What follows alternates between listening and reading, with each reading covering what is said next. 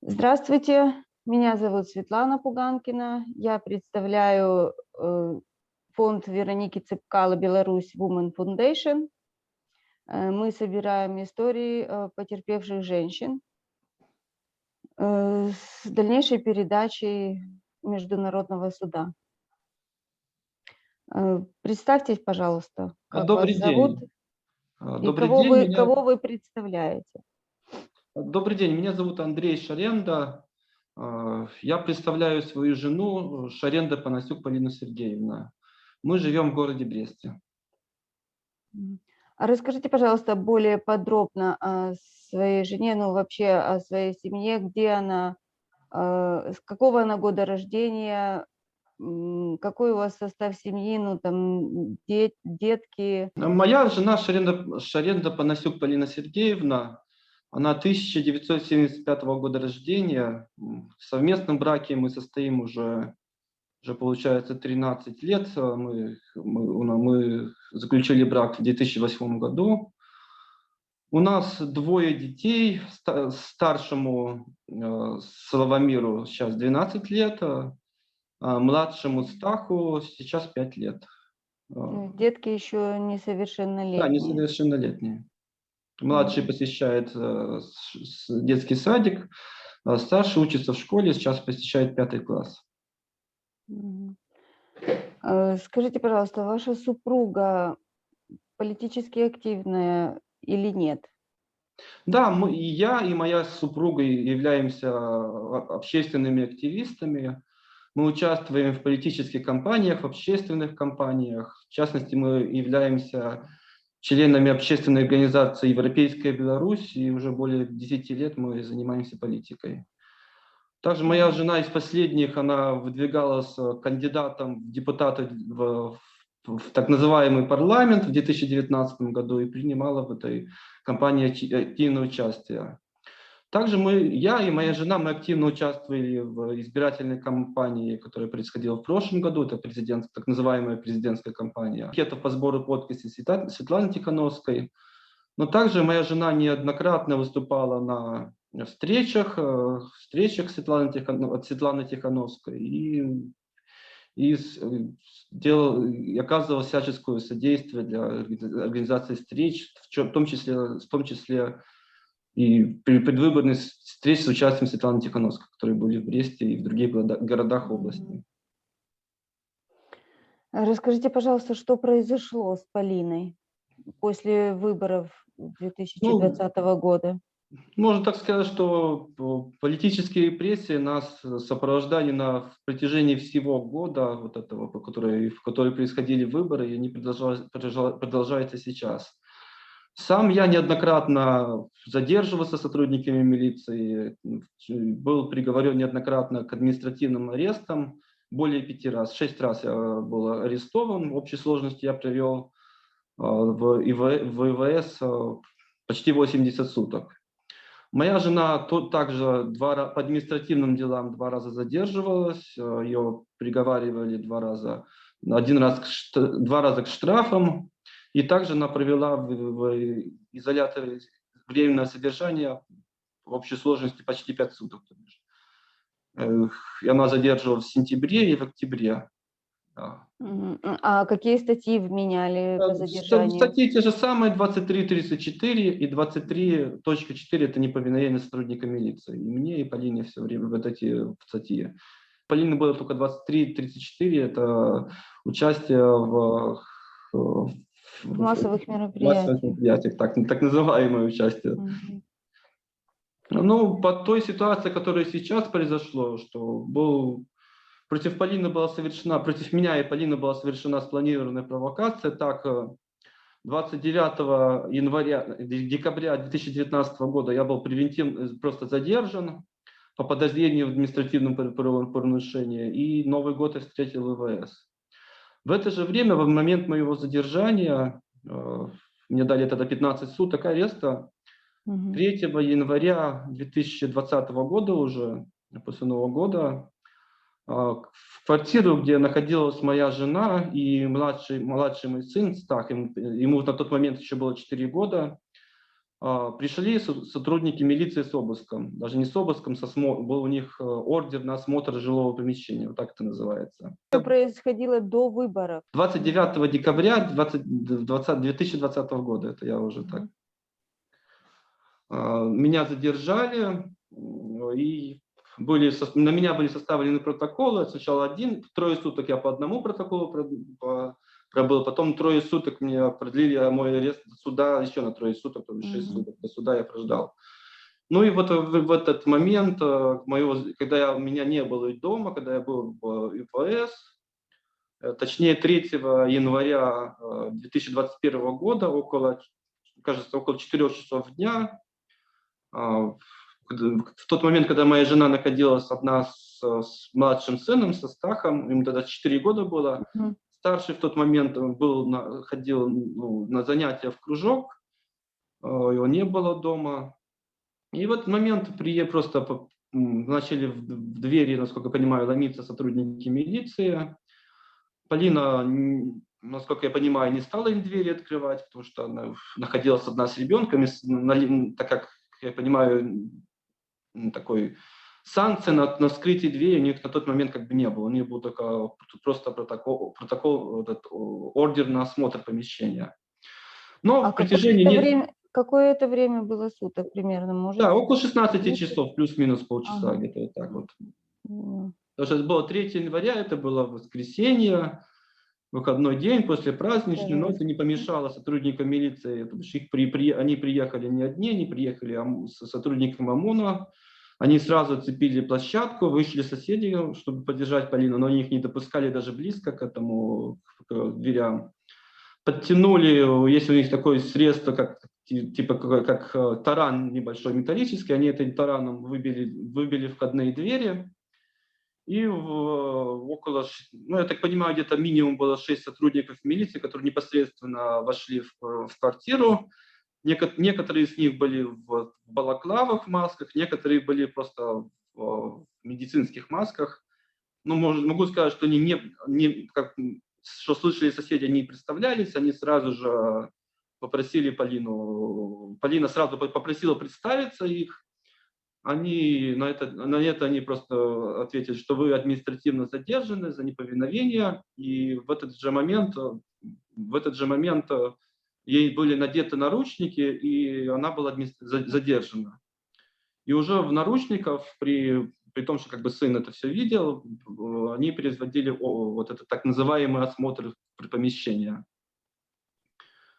Тоже осмотр был произведен, было изъято большое количество личных вещей, как и моих, так и Полины, были все средства информации, были все мобильные телефоны изъяты, был изъят рабочий ноутбук Полины, был мой рабочий ноутбук изъят, даже был изъят детский компьютер учебный, компьютер старшего сына, также были изъяты все сувениры с национальной символикой, были, как неудивительно, изъяты дипломы Полины, которые висели на стене, с дипломом польского вуза.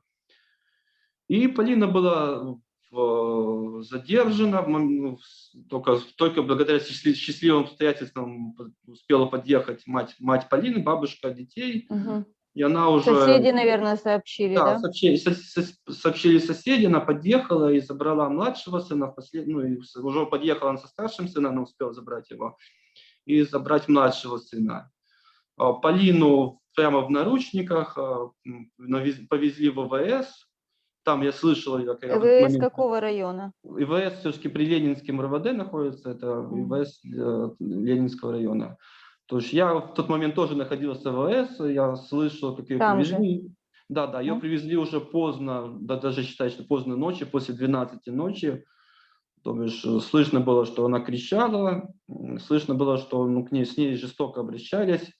Но я так понял, уже тогда было слышно, что Полина наотрез отказывается выполнять их требования, такие как раздеться при них, предоставлять личные вещи на досмотр, потому что все с ней это производили фактически силой. Вы узнали Ну, свою жену по голосу? да, да, было слышно, и это не такой большой, там был, во-первых, небольшой, во-вторых, была ночь, все было слышно, и войдя в ВВС, она как бы прокричала сообщение мне, что она задержана. Подвальное помещение, там у нас в Брестском ВВС около 10 камер, такой с не очень хорошими условиями содержания. Ну вот просто по себе скажу, на следующий день, 4 января, меня отвезли в суд, и судили по статье 2034, но как бы я попросил адвоката, и меня так как я уже провел 6 суток до суда, они просто не имели права меня держать дальше, и я на какое-то время был освобожден, точнее, до заседания 6 января, которое было назначено. На поиск адвоката мне дали в 2 суток, и я был освобожден. Ну и 6 января, разумеется, самый честный суд в мире белорусский мне дал очередные 15 суток ареста. Но вот впоследствии от адвоката я успел нанять по линии адвоката и узнал, что вот этот осмотр, он производился якобы по статье 369, это оскорбление сотрудников милиции, но впоследствии, уже 6 января, во-первых, был у меня суд, мне приговорили 6 января 2021 года, меня приговорили к очередным 15 суткам ареста, но я на суд не пошел, просто я был с детьми, не считал необходимости идти на наши белорусские суды, то есть мне 15 суток присудили заочно. Мгм.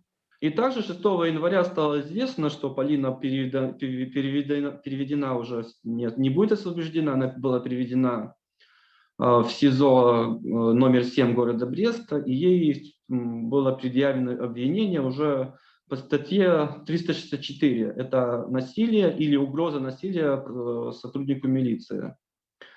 Ну, со слов Секундочку, вопрос. А кто Полину задерживал? Кто вообще принимал? Есть ли фамилии? Кто принимал ее Да, вот я хотел тест? сказать, полный список фамилий до суда, к сожалению, мы не узнаем. Известно, что это около 10 сотрудников милиции, которые непосредственно участвовали в Мгм. обыске и задержании. Единственное, у меня вот на момент обвинения, когда выдвинули обвинение против Полины первоначальное, фигурировала фамилия, должность неизвестна, это, скорее всего, майор милиции, но на тот момент был он майором, может быть, сейчас уже прошло 5 месяцев, может, уже получил повышение. Это Рачинский Александр Сергеевич. Именно он фигурировал в обвинении как лицо, которое непосредственно как бы в двухкосе Беру пострадало от действий Полины. М, Фигурирует именно в начале следствия, именно эта фамилия фигурировала, якобы со слов обвинения, что якобы при обыске Полина пробовала, вот именно фигурирует слово «пробовала» сорвать медицинскую маску с него, чем нанесла ему моральные страдания, которые подпадают как раз под статью Уголовного кодекса номер 364. Ну, конечно же, это полностью надуманное обвинение, потому что тут, во-первых, медицинская маска не является частью форменной одежды. Во-вторых, как бы попытка снять... Полина, со слов соседей, которые слышали, Полина просто требовала снять маски, на что просто ее начали... И не просто, она просто переградила, не давала пройти им, пока они не снимут маски. Вот это они расценили как угрозу насилия сотруднику милиции. мгм. Ну вот и с этого момента, вот с 6 января, вот Полина содержалась в сезоне номер 7 города Бреста. И ну, что я хочу сказать Полине. Пояснить, Полина человек с очень стойкой позицией. В политическом плане эта позиция появляется тем, что она полностью не признает нелегитимные органы власти, которые у нас сейчас в Республике Беларусь. Она полностью не признает ни сотрудников милиции, отказывается с ними сотрудничать, разговаривать, ни сотрудников прокуратуры, ни сотрудников так называемого следствия. Следователю Полины была сначала целая группа следователей, потом у ней осталась, ну, как бы, я так понимаю, одна главная следователь, это Скаковец Ольга Васильевна, она ведет это Полинино дело. И она как бы ответственна за то давление, которое на нее оказывается. То бишь, ну, хочу повторять, Полина не идет на никакое сотрудничество со следствием. За все время следствия Полина не дала никаких показаний, ни слова не сказала им, и за что она подвергается как бы такому психологическому, физическому давлению. То есть прокурор даже тоже оказывает давление на нее, Да, да? тут прокуратура, как бы, я так понимаю, прокуратура оказывает давление, чтобы именно прокуратура санкционировала вот этот осмотр помещения. Именно прокуратура незаконно разрешила вскрывать помещение при наличии маленьких детей. Именно прокуратура избрала, ну, как вы понимаете, прокуратура избирает меру пресечения именно под арест. Потому что все-таки Полина мать двоих детей, и мне вот непонятно, почему она содержится уже 5 месяцев в следственном изоляторе. Ну, просто на то, что Полина не захотела сотрудничать со следствием, последовали на нее психологическое давление. В феврале 2021 года вот следователь, который ведет Полинино дело, это Скаковец Ольга Васильевна, она назначила, мне непонятная причина, но она назначила Полине прохождение психолого-психиатрической экспертизы. По ее назначениям проходить Полина эту экспертизу должна была в диспансере, точно не помню, как называется это учреждение, в Новинках. Как она там, центр. Психоневрологический, может. Вот этот центр, который находится в Новинках, это в городе Минске. Почему не могли такую экспертизу назначить в Для Бресте? меня это вопрос, такой экспертизы можно было провести в Бресте, но я считаю, что это просто такое психологическое, физическое давление наказывалось на нее путем ее сломить ее волю и дух. Вот это во время, вот как промежуток между вот тем моментом, как я был выдворен в ВВС, вот с 6 января по 10 февраля, было на меня, ну, как бы я так понимаю, что и Полине эта информация тоже сообщалась, были попытки поставить мою семью в социально опасное положение, так называемый СОП. Это была не первая попытка была такого психологического давления еще в сентябре 2020 года, когда я тоже отбывал административный арест 30 суток, мне тогда было назначено. Тогда Полину вызывали в органы опеки, вызывали администрации Московского района города Бреста. Причиной стало наше Полиной совместное задержание на марше против фальсификации выборов. Тогда просто собралась эта комиссия, поддержать нас пришли около 100 человек, Полину поддержать в этот момент. И комиссия как бы испугалась, не испугалась, но решила не саботировать проект. Это был уже сентябрь месяц, когда были протесты, и она решила как бы спустить это на тормоза, было просто дано предупреждение. Комиссия была собрана на базе СПЦ? Да, насколько в администрации Московского района, не знаю, как район, я тогда не был, как раз был в ВВС, 30 суток отбыл ареста, и я там не застал это. Насколько я знаю, просто было предупреждение, что при повторном нарушении вы можете будут поставлены в социально опасное положение, вас могут изъяты дети в приют. Вот так они такие.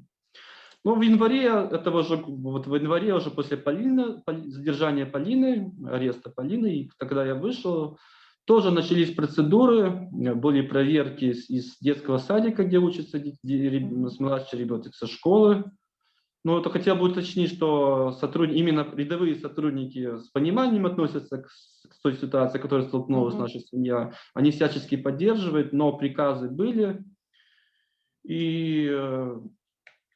Меня приглашали неоднократно на эти проверки, неоднократно приглашали в школе собирались, как это называется, совет профилактики, который там, на котором изучался вопрос на постановление нашей семьи в СОП, но как раз благодаря поддержке простых учителей и сотрудников детского садика мне удалось этого избежать. То есть они брали какие-то характеристики, Да, да, собирали они брали, если была материалы? полная проверка, они брали характеристику меня, пробовали даже, ну, они, все эта информация сообщалась Полине, когда она содержалась в ВВС, что вот, Мгм. что тоже это было психологическое давление, что ей давали информацию, что вот у нас собирается забрать детей, что у меня нахожусь под угрозой административного или уголовного преследования, потому что таким образом на Полину оказывается психологическое давление, это в январе месяце было.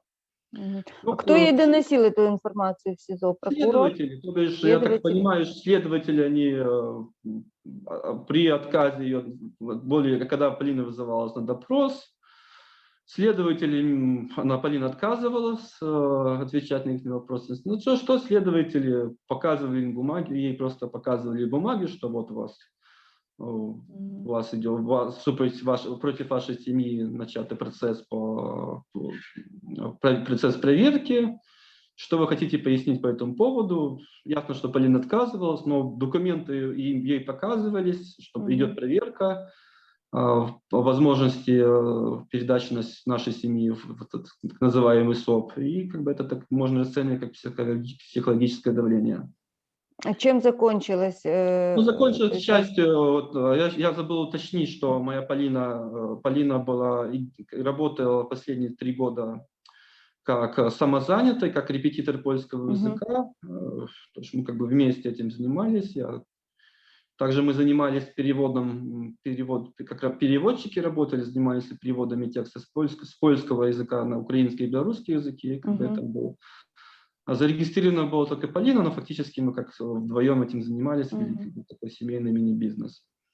Ну, к счастью, когда вот в январе вот арестовали Полину, я успел оформить тоже на себя вот это индивидуальный предприниматель по Мгм. упрощенной системе. И это как бы только это вот буквально-таки и спасло меня от того, что мы не были поставлены в социально опасное положение. Мгм. То Но есть я еще хотел бы уточнить, в основном на меня вот во время вот этих раз этих встреч вот именно с директорами, заучами, они прямым текстом говорили, что не нужно ли вам уехать, то есть это практически было, как называемое, процедура выдавливания из страны.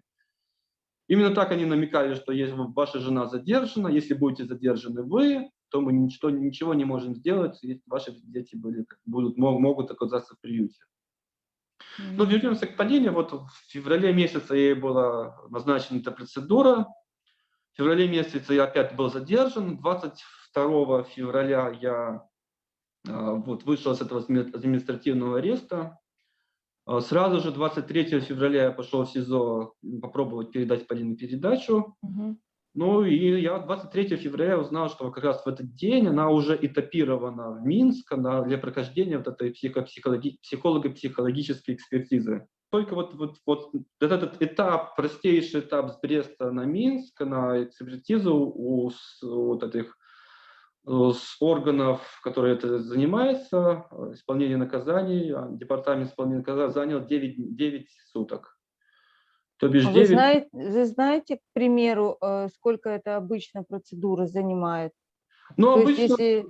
Ну, я понял, сейчас обычно у неполитических эта процедура Мгм. занимает 1-2 дня, то бишь это обычно это вот первый день выводится действительно на перевод на другое СИЗО, и на следующий день или через день, ну, скорее всего, на следующий день это переводится туда на место, то бишь это Мгм. 2-3 дня. Неполитических, да, против политических именно вот как этапирование используется как дополнительные пытки. То есть нужно понимать, что собой представляет этап именно вот задержанный по уголовным статьям. Это перевозка в наручниках, это Мгм.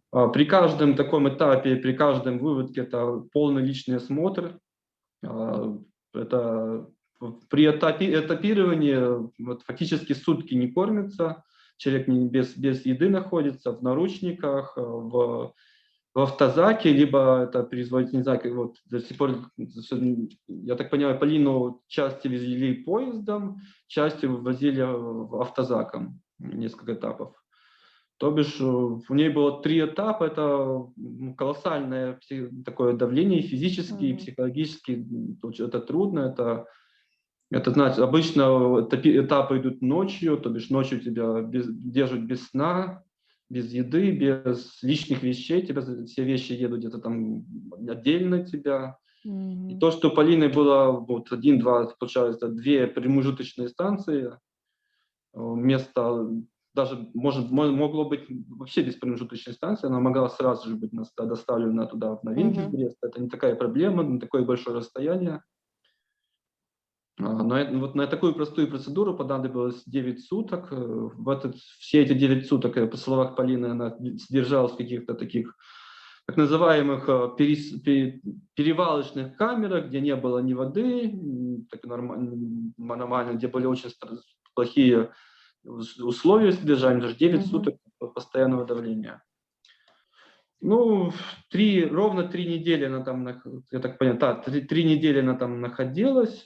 На стационаре, Да, получается. на стационаре, там, ну, там, можно сказать, просто там условия были более-менее приемлемые, из ее слов, но просто само вот это, то, что ее как бы Хотят направили на признать. это обследование, ясно, что это просто со стороны следователя такое психологическое давление, что вот нате тебе, вот, не сотрудничайте с нами, нате вам вот такое вот.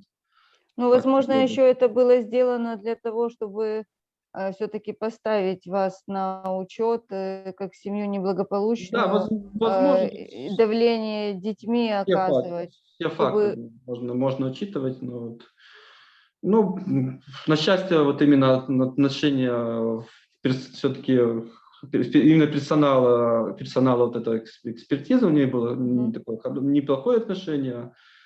Они с пониманием отнеслись к ситуации, и 3 недели Полина, ну, можно так сказать, ну, отдохнула, не отдохнула, там, ну, более-менее там условия были хорошие.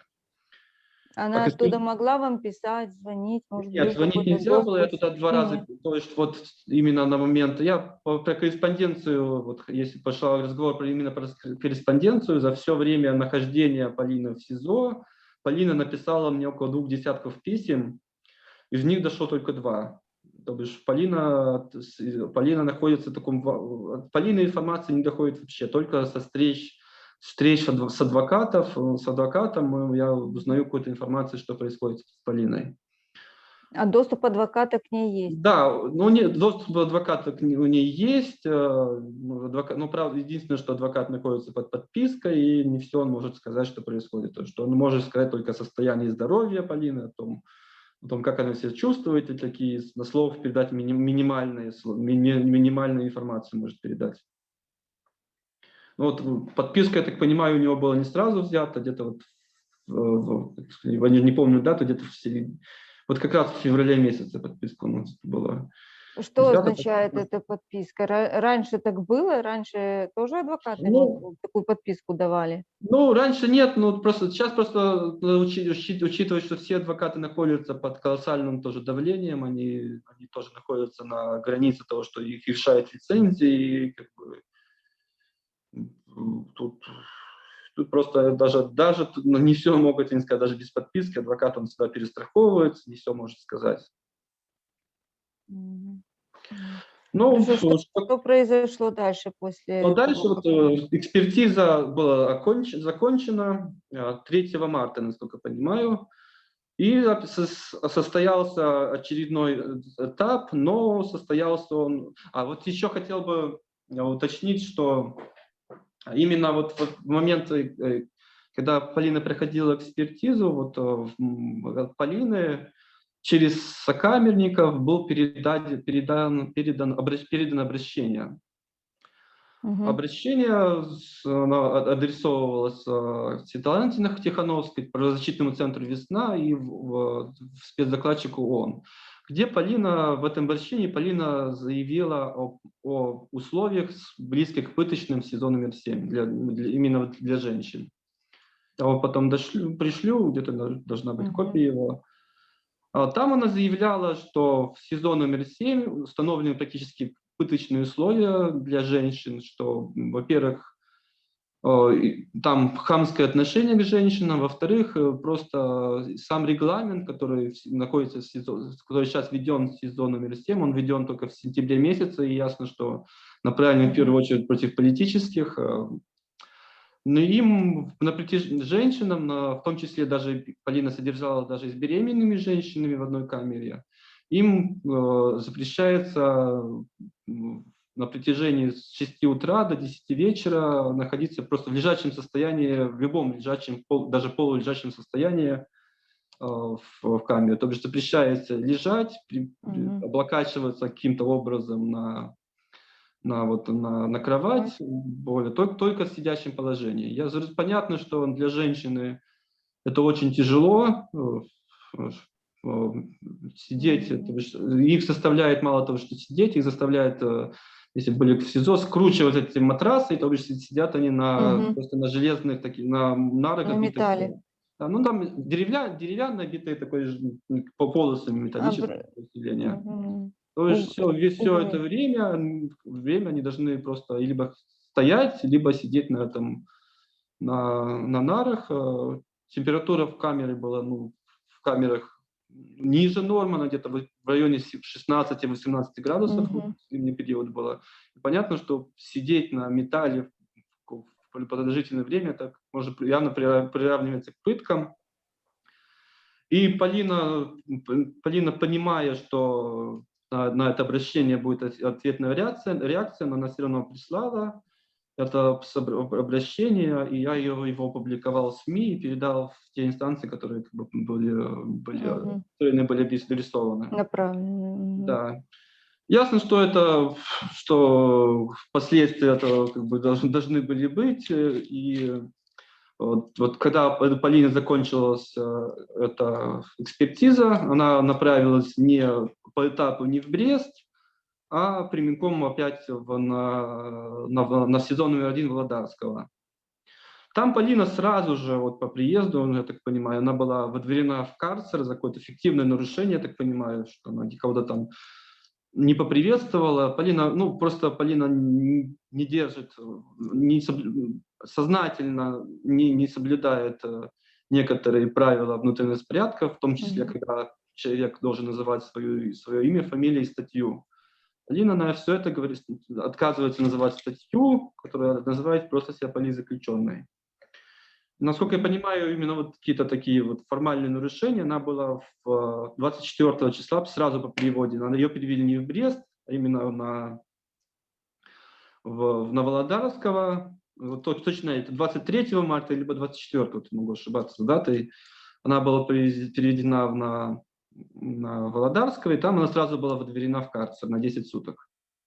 А как думаете, уже дошла до них информация, что она передала? Да, понятно, я думаю, что да, дошло. Да, дошло, это было опубликовано во всех средствах массовой информации, было передано докладчикам в ООН, и я думаю, дошла. То есть 24 марта она сразу была направлена в карцер, сидела эти 10 суток, и только по окончании, кажется, на 9 или 10 сутки она была этапирована в Брест. Потому что ориентировочно в Бресте, Брестское СИЗО ее перевели где-то 2 апреля, плюс-минус день, где-то так, 2 апреля 2021 года. Она опять была переведена в СИЗО номер 1 города Бреста. И там уже 2 апреля она была туда переведена, и 4 апреля ей было назначено очередные 4 суток карцера, еще 10 суток карцера, 4 апреля было назначено. Тут уже известна фамилия, кто выписал этот карцер. Ей выписал направление в карцер, ей выписал полковник внутренней службы Михаил Вашкевич. Он начальник СИЗО номер 7 города Бреста, выписал это направление на 11 суток карцера, якобы за систематические, как было написано, систематические нарушения правил внутреннего распорядка. Вот так вот. Скажите нам, пожалуйста, что такое карцер? Откуда вы знаете, что такое карцер? Я встречался с людьми, которые сидели в карцере. На счастье, я там не был, но есть люди, которые, Полина сама рассказывала, адвокаты, что представляют. Это помещение, например, в Брестском Вот именно про в сезон номер 7 Полина где-то Полина содержалась ранее, как бы. Я не знаю точно, но так понимаю, где-то все примерно одинаково. Карцер Брестской сезон номер 7 это представляет собой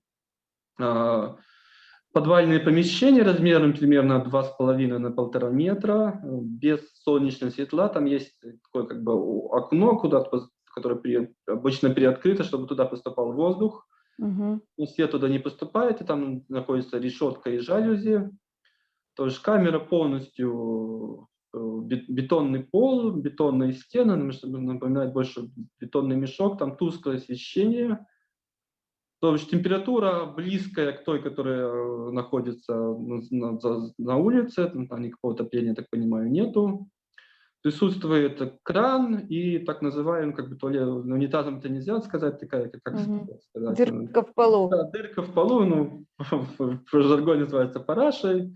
Обычно там она очень, как бы, старая, там ремонта не производились, и происходит там нары не такие, как они на цепях и К дневной, стене да, прикреплены. привинчены к стене, то бишь они их и разрешается откидывать только с 10 вечера до 6 утра. То есть в 6 утра оно должно собираться и откидываться. Ну, из Стол, мебели стул раскидывается, какой-то. остается такое, как бы, как сказать, обитый металлом, как стол, типа табуретки, как сказать, это на Мгм. столбе квадрат размером где-то 20 на 20 сантиметров, единственное место, где можно присесть на протяжении дня. Облокачиваться на стены, и как-то там прилечь запрещается. То бишь ты должен либо стоять, ходить, либо сидеть на этой табуретке металлической.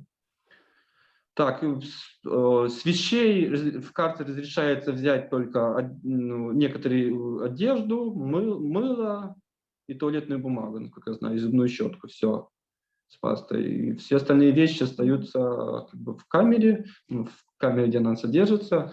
Во время запрещается брать с собой книги, запрещается передача, то бишь на время прохождения в карцере ты находишься один в каменном мешке, только поддерживая только твои мысли. Вот так вот. Но в таких условиях Полина пробыла, вот это уже было фактически 20 суток, 10, 20. Насколько известно, все-таки она с карцера вышла 14 апреля. До того, как ее отправили на экспертизу, до 23 февраля, Мгм. Полина сразу же была помещена в камеру с двумя ВИЧ-инфицированными женщинами. И вот 1,5 месяца она содержалась с ними, причем одна ВИЧ-инфицированная была беременна, кажется, на 5-м или 6-м месяце. Вот так. Ясно, что это тоже такое своеобразное психологическое давление, потому что условия СИЗО это даже нельзя приравнять к каким-то общим бытовым условиям. Это в любом случае очень тесный контакт всех, кто Мгм. находится в камере. В любом случае это риск заражения есть. И любой медик это может подтвердить. В любом случае это можно расценивать как психологическое давление. Вот. И уже где-то в 20-х числах апреля, ну, я так понимаю, что это такое распоряжение пошло по всем этим СИЗО и Мгм. колониям Беларуси, то есть всем, кто находится по политическим статьям, нашивают так называемые бирки, дают статус. Желтая метка. Да, желтая метка – это статус, как называется, склонного к экстремизму, побегу и насилию против сотрудников колонии или СИЗО. Полине тоже была сделана эта пометка, и, насколько я понимаю, ей было был приказ нашить нашивку, и на ее нарах приклеили такую как наклейку. При проверке, ну просто хочу уточнить, Мгм. что Да, обладатель. что эта метка означает, Ну, что, это, что во-первых, происходит после того, как ей эту метку прикрепили? люди, которые помечены данной Мгм. меткой, они, во-первых, при проверках в СИЗО в 2 раза на сутки производится проверка. То есть там заходит проверяющий, несколько человек, с ним они производят осмотр личных вещей, там, грубо говоря, как Мгм. называется, шмон. И в этот момент заключенные должны назвать свое имя и фамилию, представляться. Мгм. Но те, кто помечен этими мерками, они подвергаются усиленному осмотру вещей, усиленному личному осмотру, и при проверке они должны назвать свое имя, фамилию, статью, по которой Мгм. они обязательно должны назвать статью, и должны сообщать, что они находятся, что я склонен к экстремизму, побегу. Кажется, в таком это образе звучит. Насколько мне доходили данные, что в Брестском СИЗО именно заставляют кричать, громко, чтобы там можно повторять, что я не услышал, повтори еще раз, и за это Полина до сих пор отказывается называть свою статью, и что она экстремист, а за счет этого она просто говорит, что Шаренда Панасюк Полина Сергеевна, политзаключенный. Ну и понятно, что каждая такая проверка, каждое такое идет автоматом, идет замечание, которое заносится в личное дело. Насколько известно, на состояние где-то где-то 10 мая, когда 9, где-то начало мая, у Полины уже было больше 10 таких замечаний с занесением в это личное дело. И, разумеется, что наказание за эти взыскания, то есть даже одно взыскание может повлечь с собой направление в карцер. И уже 4 мая Полине было назначено очередные 10 суток карцера, ей уже выписала их заместитель СИЗО номер 7, подполковник Дужик Руслан Болеславович, так его зовут, полковник внутренней службы Дужик Руслан Болеславович. Он, насколько известно, выписал 10 суток карцера. И вот Полина 4 мая... За что? За что опять? Да, фигурирует, как я понимаю, многократное нарушение правил внутреннего распорядка. Именно вот за то, что она отказывается громко называть имя, фамилию, и отказывается называть свою статью, что она склонна к экстремизму. Именно за это 4 мая она была опять возведена в карцер. Там к ней приходил адвокат, и насколько стало известно, что кроме этих 10 суток карцера, которые набывает 4 мая, ей назначено еще 10 суток, то есть что 20, в общей сложности было сейчас назначено 20 суток карцера. В Брестском СИЗО просто все 4 камеры карцера, что в данных условиях такого давления на всех политических узников, а их в Брестском СИЗО больше 100 человек, это, к счастью, мало. И просто Полину выняли после 15 суток карцера только потому, что кого-то нужно было туда поместить. Очень много людей сейчас находятся под именно таким давлением. Как Полина себя чувствует после того, как чувствует, как она пробыла столько времени в карцере? Вообще Полина стойкий человек, она никогда не скажет о своих проблемах, не передаст мне, чтобы я не волновался, чтобы там не было каких-то волнений у меня. Но вот уже с марта месяца Полина просит передать. У Полины есть несколько врожденных таких, как сказать, заболеваний. Это синдром Жильбера. Я не медик, так не очень могу сказать, хорошо хочу описать, в чем это заключается. Но образно это, как называется, повышенное содержание, нарушение желчеобмена, так это грубо говоря. То есть Полине регулярно, раз в несколько месяцев, нужно проходить такой профилактический курс приема лекарственных средств, это хафитола. Если в феврале месяце мне Полина написала где-то в январе месяце, да, в конце января Полина написала заявление, эти лекарства не удалось принять, то сейчас медпункт СИЗО номер 7 отказывается принять эти средства лекарственные, мотивируют это тем, что у них нет необходимости, они якобы связывались с поликлиникой, что необходимо, что она не состоит в учете. Полина действительно чаще всего в последнее время наблюдается у частных врачей, в поликлинике не состоит. И вот уже неделю назад я передал выписку своей истории болезни, что действительно, что я там пробовал договориться, они отказывались принять, хотя мы намекали, что полтора месяца назад вы приняли без проблем, они сейчас отказываются принять эти лекарственные средства, говорят, что все необходимые лекарства у них есть. Практически 2 месяца не могу ей придать эти медицинские препараты.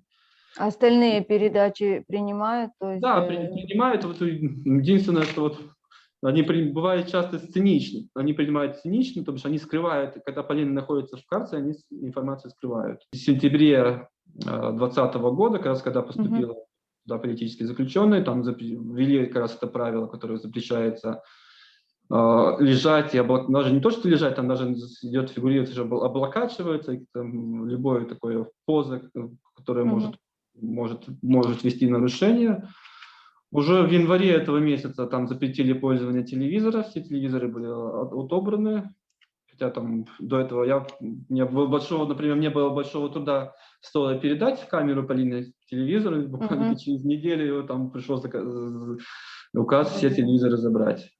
Также с января, где-то начала февраля все-таки уже в сезоне номер 7 запретили передавать книги и газеты. То есть читать тоже уже нельзя? Читать тоже, насколько я понимаю, там особенно ничего нету, нечего почитать. А им какую-то прессу раздают? Да, то есть сейчас правила такие, что в СИЗО действуют такие правила, что даже сторонний человек подписать на какую-то газету не может. Его только сам заключенный может по ихнему каталогу выписать себе газету. С марта месяца тоже заключенные, даже те, которые сами подписались на эту газету, их тоже перестали передавать, то бишь связи с внешним миром только через адвоката существует. Понятно. А на сегодняшний день к вам письма приходят? Ну вот я лишь вот повторю, из этой что за все 5 месяцев, которые Полина находится в СИЗО, мне дошло, если так, ну, если быть объективным, то 4 письма, но как бы я говорю, что именно мне адресовывалось только 2 письма. Первое письмо, и причем как бы эти письма были очень короткого содержания, просто там было перечислены вещи, которые нужно передать. То есть Полина понимала, что ее письма не доходят, она писала, в крайнем случае написала такие коротенькие письма, где она просто перечисляет, что ей надо передать. Насколько нам известно, вашу жену не признают политически заключенной. Ну, тут ее не... Тут это просто такая позиция правозащитников. Я неоднократно просто обращался к правозащитникам признать ее. На что правозащитники просто ссылаются на те нормы, которые приняты в 2013 году. По ним, если в официальном, еще раз повторяю, что в официальных документах фигурирует статья, которая связаны с насилием, тогда именно признание заключенным идет либо во время суда, либо после оглашения приговора. Когда назначен суд, известно? Неизвестно, я сейчас думаю, вернусь. Хотя в стране идет открытый геноцид против инакомыслия, инакомыслящих. Я категорически не согласен, тоже хотел бы обратиться, что ситуация 2020-2021 – это ситуация тотальных репрессий, срочно нужно менять подходы.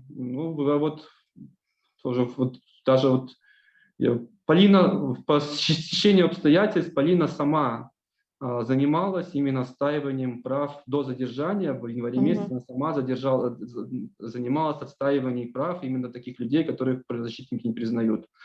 Ну вот еще что хотелось бы сказать, вот по последнему, то, что информации забыл написать, что Полина была задержана 3 января, но обвинения были вынесены 6 января. Вот эти вот и все сроки продолжения следствия, они отменяются именно с 6 января. И вот 6 мая у них должен был заканчиваться срок, 4-месячный срок нахождения под арестом СИЗО. Заключением. И почему-то следствию вдруг там захотелось очень быстро закончить, передать ее в суд. Потому что я понимаю, что сверху пошла разнарядка передать это в суд. Суд делал, и как раз вот 1 мая Полине были, где-то 1 или 2 мая Полине были выдвинуты окончательные обвинения. Это статья 364, это угроза насилия. Это статья 368, это оскорбление президента идет. Вот так вот.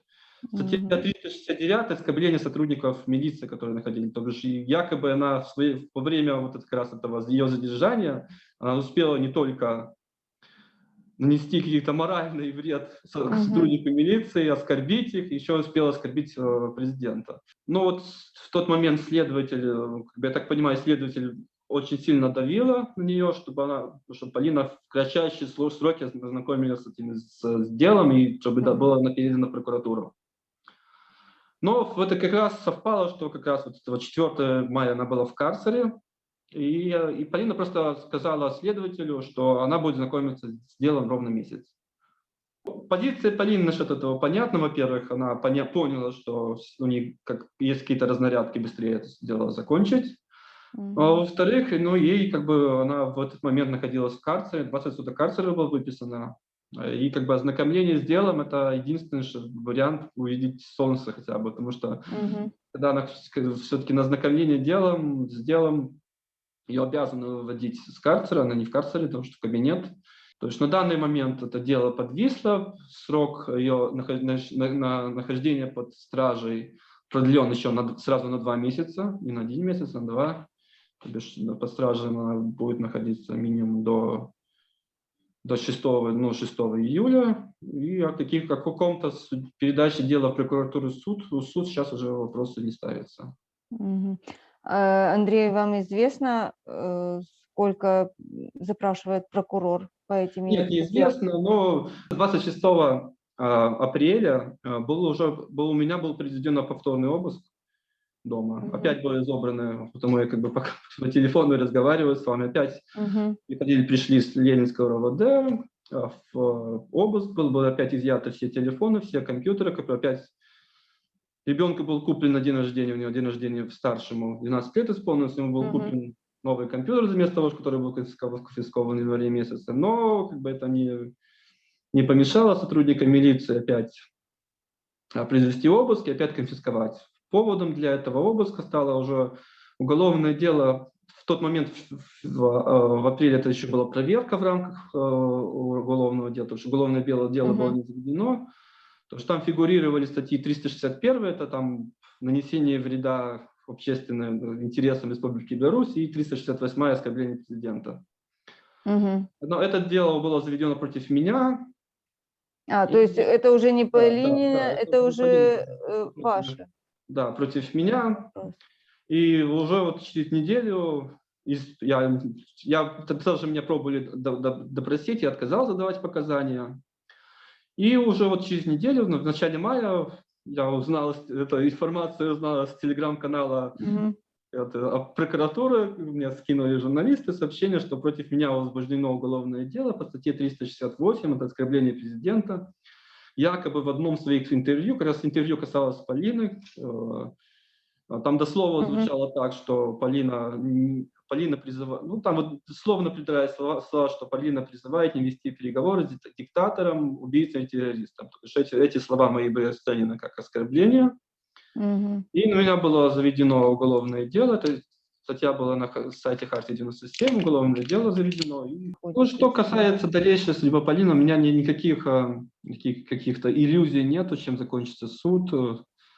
Полине будет реальный срок, никаких там химий, там и домашней либо с направлением речи не идет.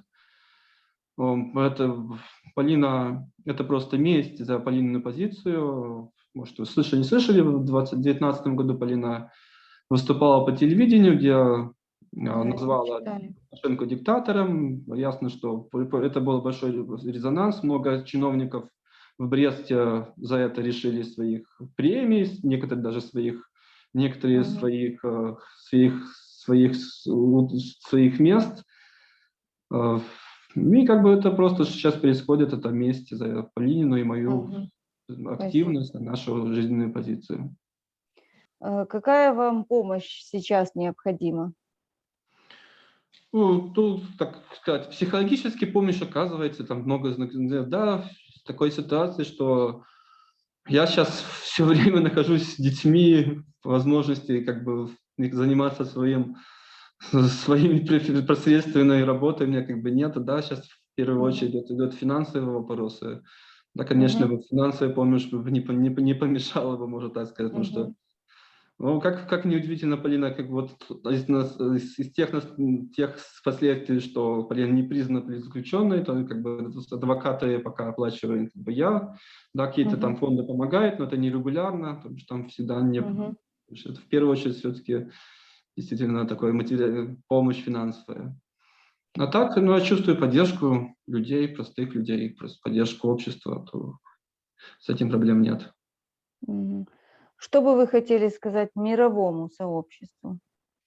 Но мировому сообществу, во-первых, то, что, то, что сейчас происходит в Беларуси, ситуация с Полиной, с другими политзаключенными, их в Беларуси, я так думаю, все не 400, как заявляют правозащитники, а многие сотни, их в разы больше. И разговор идет, скорее всего, даже о тысячах политзаключенных.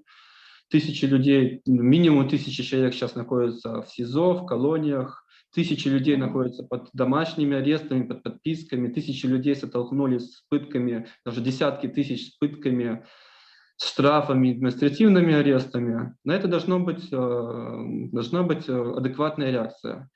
Это полная любое демократическое правительство должно понимать, что только полное прекращение финансовой поддержки диктатора приведет к каким-то результатам. Только полные экономические санкции могут привести к какому-то результату, что Лукашенко будет обязан освободить всех политзаключенных. То есть я призываю все мировое сообщество прекратить любые, я подчеркиваю, любые финансовые, политические, социальные, либо контакты с диктатором и вести против Мгм. него всеобщие экономические санкции. Спасибо вам Да, большое за то, спасибо. что вы рассказали свою историю, не скрывая свою фамилию и имя. Будем надеяться, конечно, на вызволение всех политзаключенных, в том числе и вашей жены.